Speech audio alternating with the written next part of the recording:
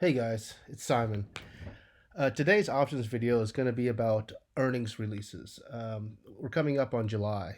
It actually is the weekend right before July starts, and there's going to be a lot of companies that are releasing their earning reports for the month of July. So we're going to go over how to buy options for those releases, and how buying options pre-release and post-release make a difference.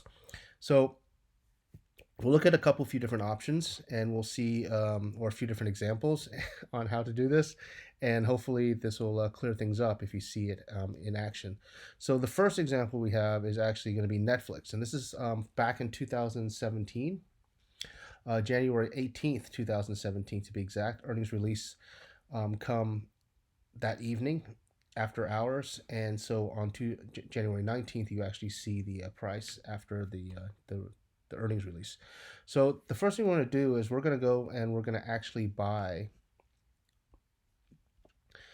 a straddle. And what a straddle is that we'll buy a call and a put with the same strike price and the same expiration date, and we'll see how that does. So basically, a straddle is a call and a put. The implied volatility is a huge factor, especially right before earnings releases. So we're actually going to watch this, and then we'll go over how implied volatility affects different options. So here we go. So I'm going to start this time. I'm going to start the actual time to go, and it's early in the day, so we're actually looking at about $133 for the start of the day for Netflix on the 18th. So we'll go to the trade tab, and what we'll do is we'll just we'll right click on the strike price, which is 135, and the date we're actually looking at about 30 days out from the present day. So what we're going to do is we're going to go to the buy, and we're going to go up to Straddle. Straddle. We'll click on that, and it actually gives you a call and a put, both for the same strike price and both for the same date for the same stock. We're going to change this to one because I don't have the money and I don't know anywhere that has the money to buy 10 Netflix call options and put options. So the price is going to end up being $15.85, and that's per share. So it actually is going to be $1,585 once this goes through. It's going to be for the day. It'll be on the best exchange, and it is a straddle, which means, again, it's going to be a call and a put. So we'll confirm and send this, and we'll look at it, and it actually will tell you exactly what everything is. It'll tell you what your break-even stock prices are for both ends. It'll tell you how much the price is going to cost you and what the actual maximum profit is, which is infinite. So we'll send this, and it looks like it went through right away. We'll take a look at here, and yes, it did. It went through right away. So now we actually own this, and we can actually see the profit and loss for the day. So what we're going to do is we're going to pause this now, and we're going to actually go back to the charts tab because I want to show you what the actual stock does, and I'll drag this down a little bit because the other information is kind of pointless, right? For an on-demand demo. So what we're going to do is we're going to increase this time frame to 1 day ahead at the same time, so early morning, and we'll actually change it back to 8:30 in the morning to when the market opens instead of a minute in. But we'll do the 19th, which is the following day. We'll click go, and this is still paused, so it'll just go to the next day without actually going. So we're at January 19th at 8:30 in the morning. We have earnings report had come out right at the end of the day, and the price has gone up considerably. So right before the closing bell, it went up to $133 per share, and during after hours, it actually jumped up to 145.62. So on market open, we're actually looking at around $142, a little under $142. So we're looking at over a $9 jump here from the present day from the previous day to the present time period. So if we go back to let me just go ahead and start this back up, and then we'll go back to our monitor, so which we'll see what the price is, and we'll go back to here. So it's going to take a second to actually catch up because it's going through the calculations. So here now we're looking at the actual profit loss margin for this actual trade. So we'll pause this again. So what we're looking at is we've actually gained money on the call side because it jumped up $9, And then on the put side, we've actually lost a ton of money. We've lost over $600 and something for a total profit loss, an actual loss of over $400 for this trade. So let's go ahead and close this. I'm actually going to start this back up. I'm going to go ahead and close this. So you actually have to close each one separately. So we're going to close the put side, and then we'll go back and we will close the call side. And the reason why you have to close them separately is because you can actually, if you ever did this for in real life, a real straddle, what you would do is you would, as soon as you figured out which way the market was going, you would sell you would close your position on either the call or the put, depending. So obviously, if the price went up, you would close your put position, and then if the price went down, you would close your call position. Neither one of these have actually gone through yet, so we're just kind of waiting right now for this to go through. But the thing is that the important thing to know, here we go, one just went through. That was the put side just went through. So we've actually stopped losing money on that. And the reason why, like, I wanted to show you this from at the very earliest the next morning, was because you actually open up the day at a huge loss of $410 before you can actually close that position up. And so you're actually right now at a $381 negative right now. So the call side is still going, and you can actually keep that open as long as you wanted to see if it go up in price. But knowing what happened that day, because we're on demand, we actually know that price just kind of goes sideways the rest of that day. So it actually does nothing. So this is actually what your profit loss margin would have pretty much been that day if you had done the specific trade the previous day. So this is our first example, and we're going to actually reset everything now, and then we'll go on to our next example. Okay, now I've reset all the times, and I've reset the account. So now we're back at January 18th at 8:30 in the morning, which is the morning before the earnings release after hours. And we're looking at Netflix again. We're going to be focusing on Netflix for this whole for all three examples. So what we're going to do is we're actually going to go to the trade tab, and we're going to hit start. So that way it starts loading. Oh, sorry, the all products trade tab. So what we're going to do is we're going to actually pause this now, and what we're going to do is buy 3 separate calls.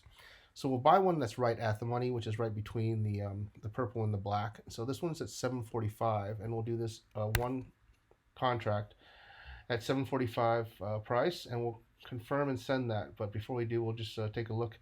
It's costing us $745, and this is a call, and our strike price of 135, and these will all be February 17th expiration dates. So we'll send that, and then the next one we'll actually do the 145 strike price, and that's at $3.80 contract, and that'll be one. And we'll confirm and send. This is going to cost us $380, and it's a 145 call. And then a final one, we'll do the 155 call, and that is a one contract at $1.72. So it's going to cost us $172, and this is a 155 strike price, and we'll hit send. So now we'll hit start, and while we're waiting for this to fill, we're going to actually talk about this a little bit. So we can't actually see the delta and the vega on this for some reason. The on-demand feature for that portion isn't working right now. But the implied volatility right before earnings releases actually goes up quite a bit. And once we go through this whole scenario, you'll see how that affects the price or the profits that you can potentially make on this. Let me go ahead and fast forward this a 10 minutes, and let this thing fill. So they all fill. So now they're all filled, and we'll go back to monitor, and now you can see that we've actually have all 3 of our calls that we've done. So what we're going to do now is we're going to go back to our chart, and we're going to actually go to the 19th, and we'll go at 8:30 in the morning on opening bell. After earnings have been announced, this will change to the next morning, and then we'll go back to monitor, and we'll hit start, and we'll see how we've done as far as our 3 different calls. So now we're going to stop this again. We're going to pause it right here, and we're going to go over what happened. So our at the money call with the 135 strike price, we went and got a profit of $277.50. The next one, which is our 145 call, we've only profited $57, and it's considerably less than what we would probably expect to make at the at that price. And then at the 155 strike price, we've actually lost money. And so there's a reason why this happens, and I wanted you to see how different strike prices and being more and more out of the money affects it right at earnings, right before and after earnings. And this is a perfect example of how it works. So just so remember that you're actually lost money on this on the last call. Okay, so to explain why this happened the way it happened is we're going to have to explain what implied volatility does. So before a major event like a earnings release, your implied volatility of the stock can go up considerably. And because we're on the on demand feature right now, and for some reason it's a little bit glitchy sometimes, we're not seeing any of the deltas or vegas, and I can't show you the implied volatility of the specific situation. So we're just going to have to explain it. So let's say implied volatility jumped up to 75%, where normally it's at 40% or 45%. We'll make this easy math. So implied volatility had jumped up from 45% up to 75% before earnings release. Well, as soon as earnings release happens, which is in the after hours, the implied volatility will drop back down to about its normal percentage.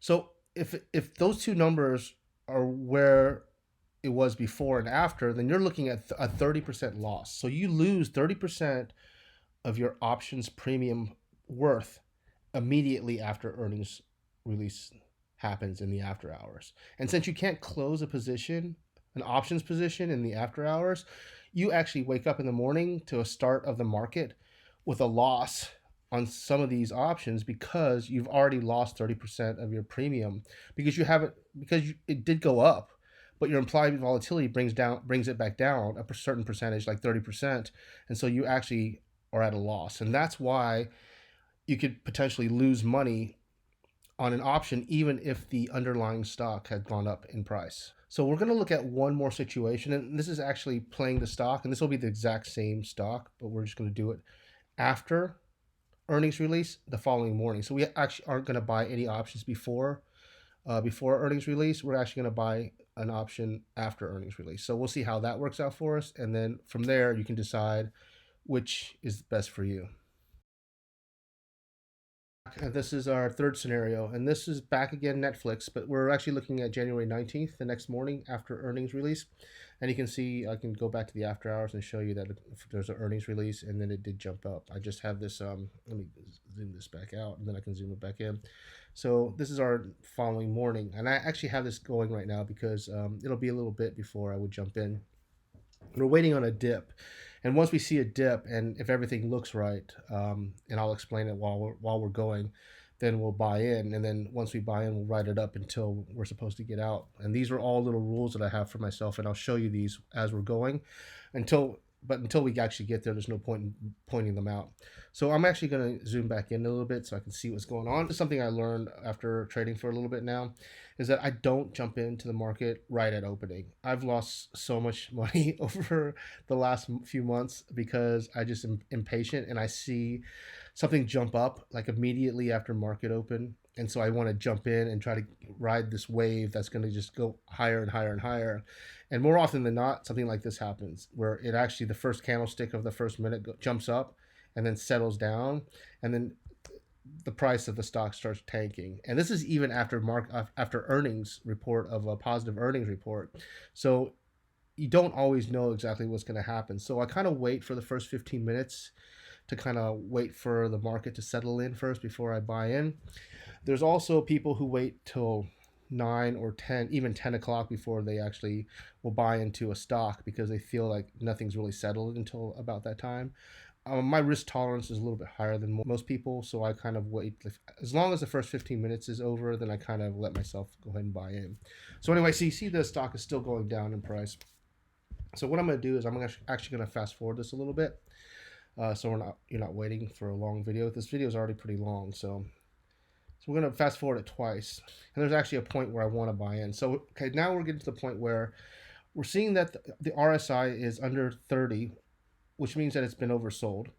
And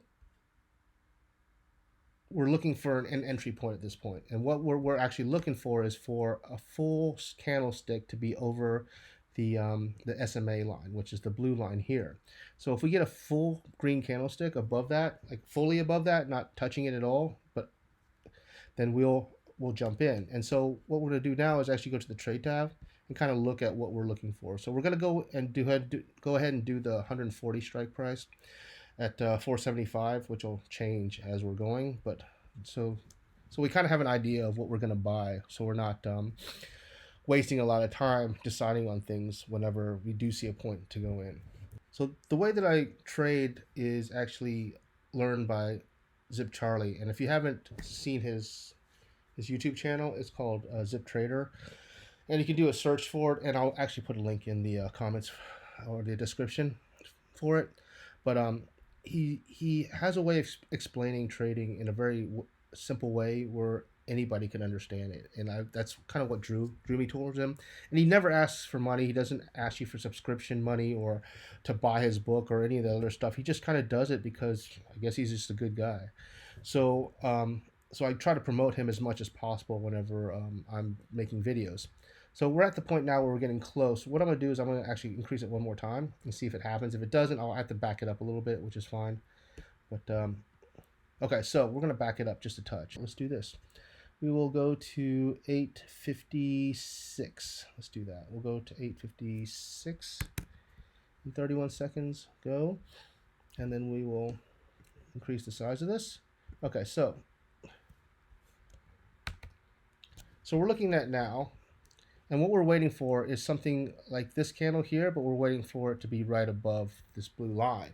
So here we go. So we're actually looking, it's looking like something will happen here. Okay, so we have a full green candle, and it's going to be above the line fully. So this is actually has a little wick there that's touching that blue line. So that's actually not, for us, confirmation is a full green candlestick without touching that line. But we see that this little wick on the bottom of it is actually touching that the blue line. So we're actually, that's not where we want to enter.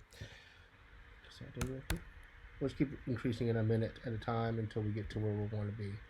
Okay, here we go. So now we see this is fully above that blue line. So we're actually going to go back to the trade tab. We're going to click on our trade, which will be one of these options. And we'll send that. So now we own that, and we'll go back to the chart. Now what we're going to do is we're actually going to fast forward this a little bit because this will take a little time. So we'll fast forward it. And so what we're looking for on an exit is we're looking for this line to be above the top line, which is overbought. And once we hit close to overbought or overbought, we're actually looking for an exit point at this point. The other thing that we're also looking for is if the orange line, the 2 candle daily SMA, crosses below on the negative of the blue line, which is the daily SMA. So we're actually going to increase this again. If it goes too far, we'll just back it up a little bit, and then we'll go through the whole trade again.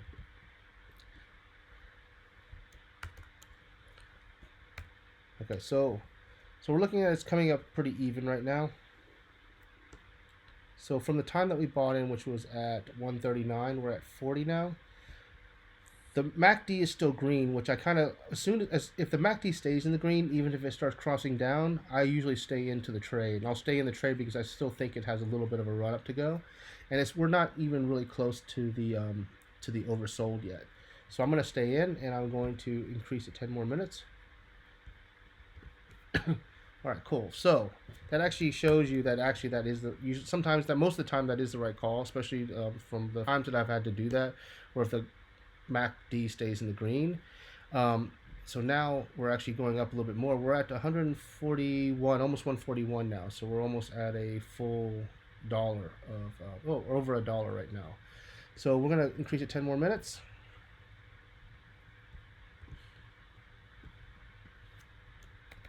Okay, so at 10 minutes now, we are at 141.07. So this here now is still in green. We're close to the overbought, and we're starting to see a downtrend a little bit here. So what I'm going to do is I'm actually going to exit this trade at this point.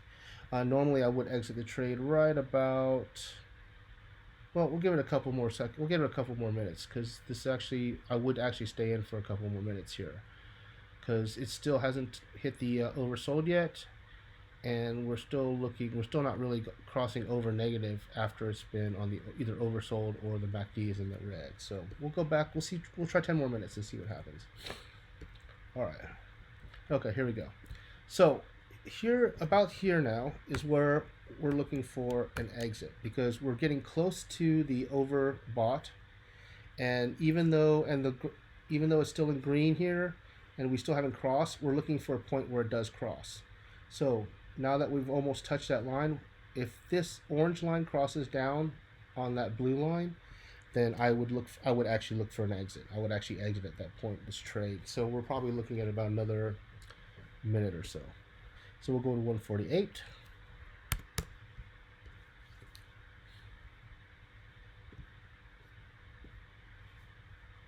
And here we actually see the red is actually crossing below the blue line. So we'll go to 149.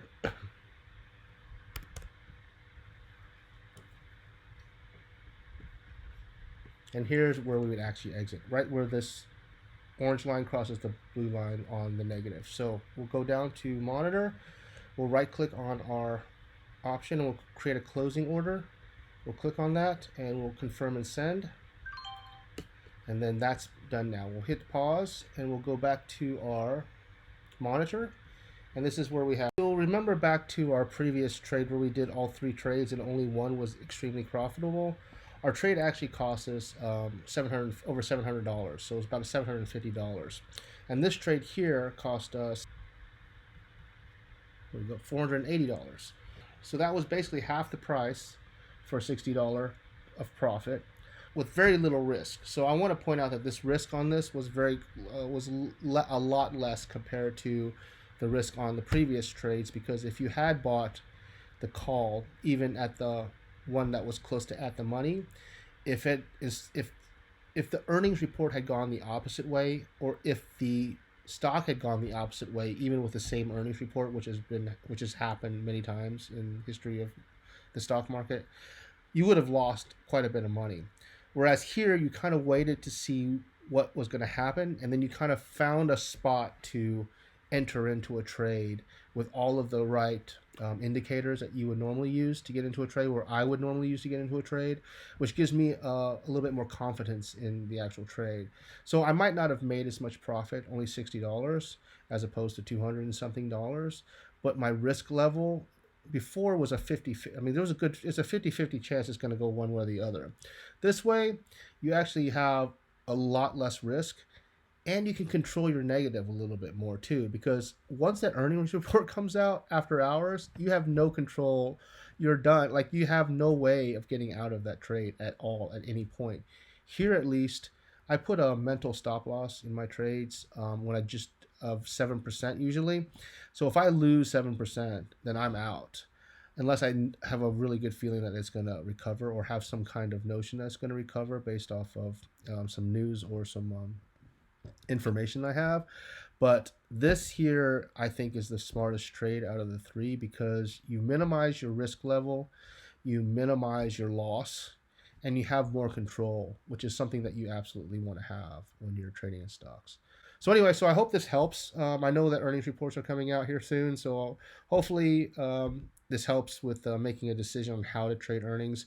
I mean, even if the stock had gone down, you can always buy a put and ride the wave down on a negative earnings report. And to be honest with you, a lot of times negative earnings report, they'll ride down for a while, so you actually have a better chance of profiting on a put on a negative earnings report if all the indicators show that it's going to go down. So thanks for watching my video. Hope it helped. Sorry it's so long, but I think I think everything needed to be in here. And I'll see y'all guys on the next video.